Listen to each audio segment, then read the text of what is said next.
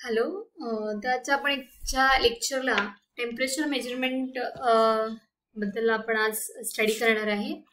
तर temperature measurement काय important आहे किंवा त्याचे काय इफेक्ट्स आहेत, various effects that we are going to study this temperature measurement, and what are the different measuring instruments that are used for the temperature measurement.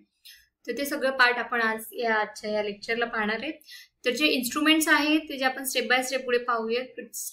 जे सुरुवातीचं basic information जे आहे ते आपण आता पाहूयात. तर सुरुवातीला आधी आपण पाहूयात की what is mean by the temperature. Okay, so temperature is the thermal state of a body. It is the property which tells us the degree of hotness and coldness measured along some temperature scale. Okay, तर temperature म्हणजे काय असतो, तर hotness and coldness, किती गरम आहे किंवा किती कोल्ड आहे हे आपण काय करतो तर मेजर करतो by using some instruments. Okay, तर जनरली आपण आता सध्या कोविडच्या सिच्युएशनमध्ये आपण पाहतच आहे की बऱ्याच सगळ्याच हॉस्पिटल्समध्ये म्हणा किंवा कंपनीजमध्ये म्हणा, इंडस्ट्रीजमध्ये म्हणा, की तिथे बॉडी टेम्परेचर हे चेक केलं जातं.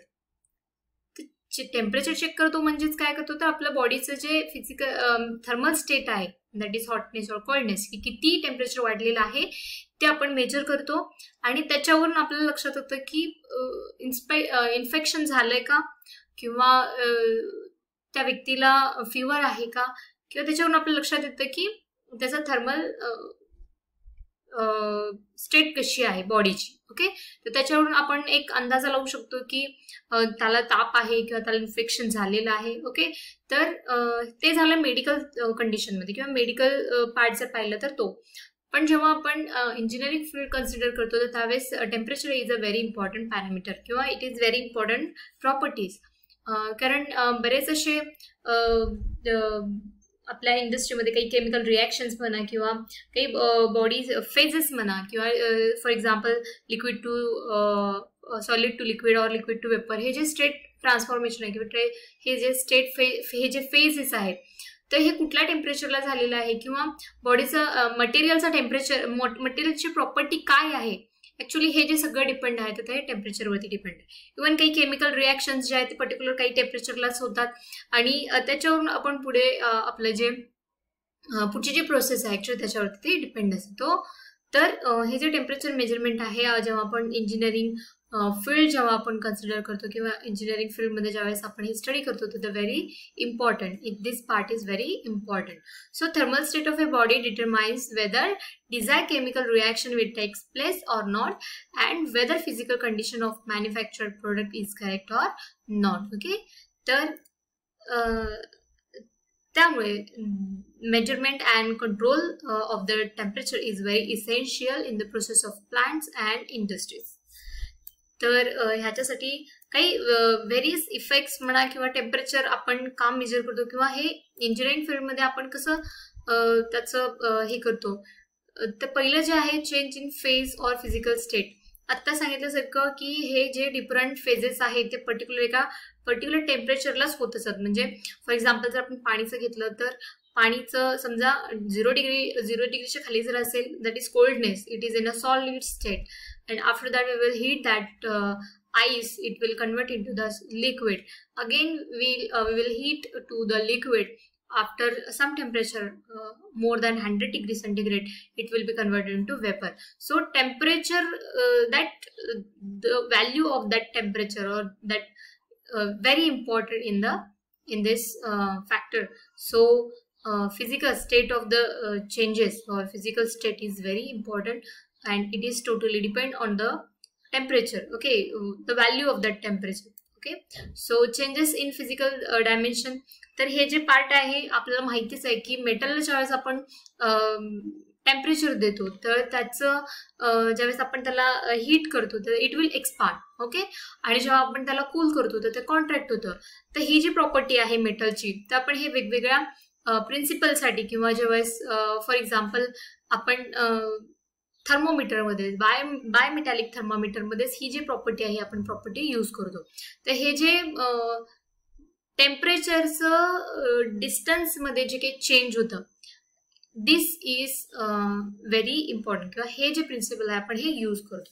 So next that is variation in electrical properties. तर बऱ्यापैकी ही पण जी प्रॉपर्टी आहे जी टेम्परेचरमुळे झालेली आहे, the change in temperature it will also increase the resistance of the wire. Okay, कुठलेही मेटल असेल किंवा कुठलाच कंडक्टर असेल तर जेव्हा त्याच्यामधून करंट पास होतं किंवा त्याच्यामुळं जे काही टेम्परेचर त्या वायरमध्ये डेव्हलप होतं तर त्याच्यामुळं रेजिस्टन्स काय होतं तर चेंज होतं. तर this is also the one of the property that we are going to use for the manufacturing of the instrument, different type of temperature instruments. Okay, so next that is Seebeck effect. When two dissimilar metals are joined together to form two junctions, and if two junctions are maintained at the different temperature, the EMF is generated. म्हणजे हे पण principal जो आहे ते आपण thermocouple मध्ये actually हा जो प्रिन्सिपल आहे आपण थर्मोकपल मध्ये यूज करतो. तर ज्यावेळेस आपण स्टडी करतो हे टेम्परेचरचे वेगवेगळे किंवा मेटलचे जे प्रॉपर्टीज वगैरे आहेत, तर मेटलचे प्रॉपर्टी ज्यावेळेस आपण स्टडी करत असतो तर त्याच्यामध्ये टेम्परेचरचा पार्ट खूप महत्वाचा आहे. इव्हन कुठलेही सिस्टीम डिझाईन करायची असेल तर temperature is a very important part two design in that instrument. Okay, so next effect that is bimetallic strips are heated.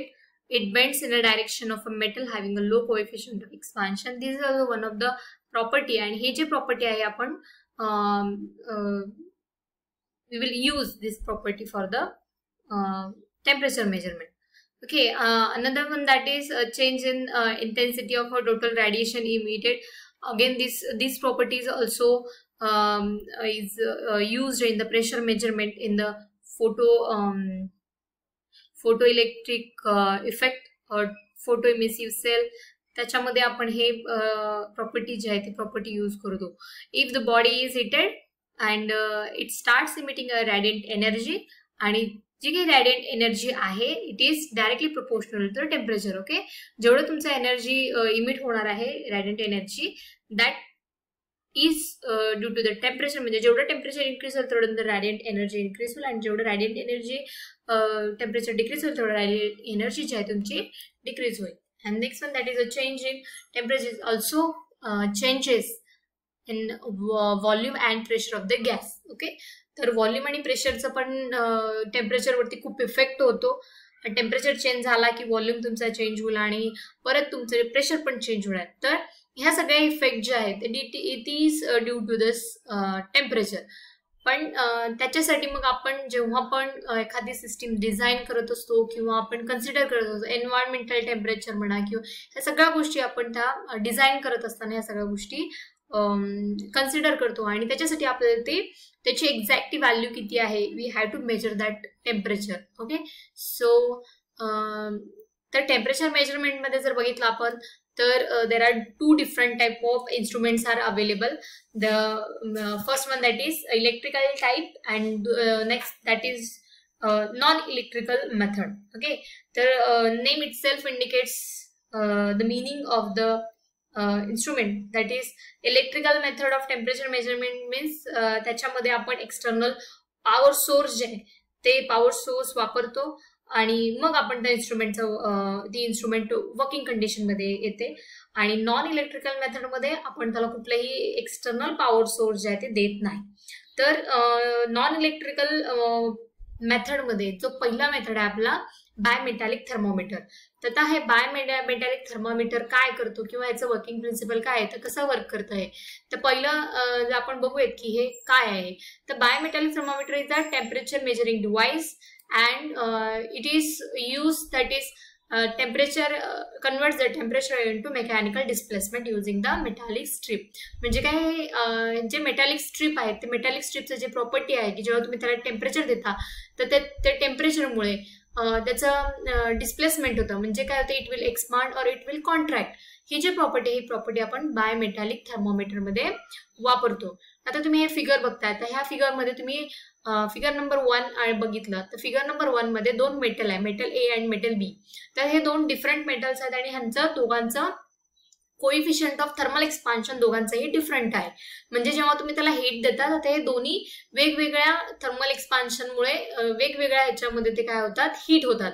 म्हणजे काय, एक लवकर हिट होईल आणि एक उशिरा हिट होईल. पण हे जे थर्मल एक्सपान्शन आहे ह्याच्यावरती त्यांचं जे रेट ऑफ एक्सपान्शन आहे दॅट इज डिपेंड. मग जेव्हा आपण त्याला हिट करतो तर ज्याचं लो कोइफिशियंट ऑफ एक्सपान्शन आहे इट विल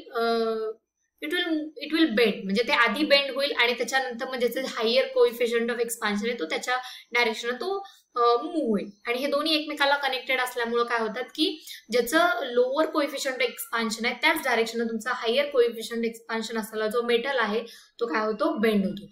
आणि हे जे वर्किंग प्रिन्सिपल आहे ते तुमच्या बायमेटॅलिक थर्मोमीटर मध्ये काय केलेलं तर यूज केलेलं आहे.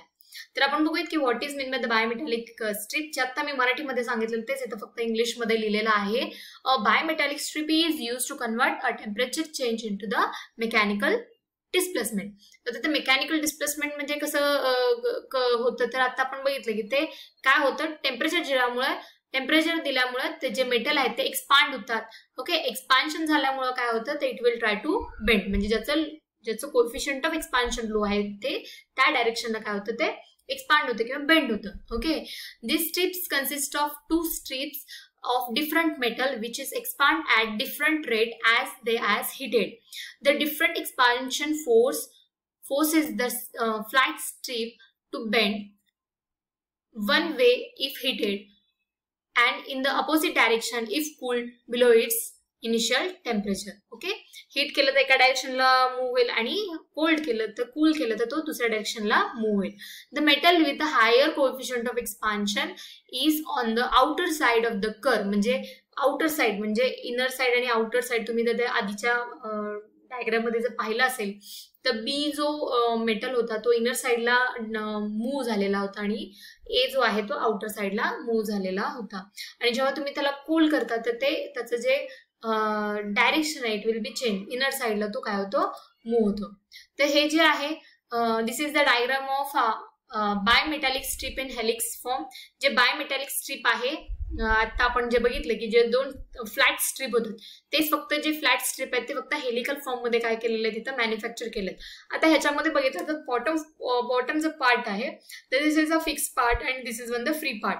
जेव्हा तुम्ही याला हीट करता त्यावेळेस काय होतं तर due to that coefficient of expansion, ज्याचं लो आहे कोएफिशियंट ऑफ एक्सपान्शन त्या डायरेक्शनला तुमचा हा जो पॉइंटर आहे तो काय होतो, मूव्ह होतो. ओके, जो फ्री एंडला हा पॉइंटर मूव्ह केल्यामुळं तुमचा जो पॉइंटर आहे it will directly shows the reading on the calibrated scale.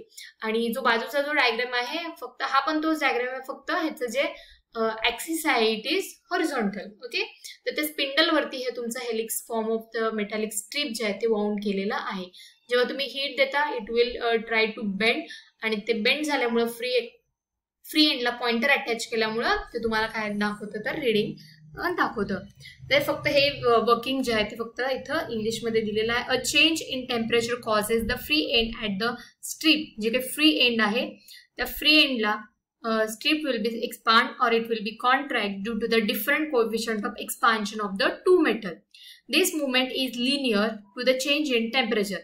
Linear म्हणजे काय, जेवढं तुम्ही टेम्परेचर देता तेवढं त्याचं मुवमेंट होतं, जेवढं कमी टेम्परेचर असेल तेवढं कमी मुवमेंट होतं. And the deflection of the free end can be read out by the attaching the pointer on it. म्हणजे जे काही पॉइंटर आहे त्या पॉइंटर वरती ते डायरेक्टली तुम्हाला रीडिंग देते. This reading will indicate the value of temperature. Bimetallic strips are available in a different form, the helix type, cantilever type, spiral type and flat type.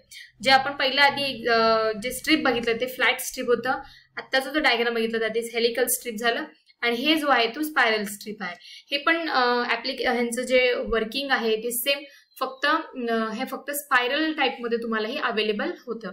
तर जो फ्री एंड आहे ते again ते free एंडला काय केलेलं असेल तर पॉइंटर अटॅच केलेलं आहे आणि हे कॉईल अनकॉईल आणि कॉईल होऊन झालं, म्हणजे अनकॉईल झाल्यानंतर त्याचं जे काही मुवमेंट आहे ते मुवमेंट काय होतं by the pointer it will be recorded. These are the advantages of bimetallic thermometer. It is having the rugged construction and simple and convenient design. No maintenance is required and the accuracy is about plus or minus 1% and the overloading can be tolerated and having a low cost. Okay, disadvantage is that the material is subjected to creep at high temperature and the speed of response is again it is low. And next, that is application. It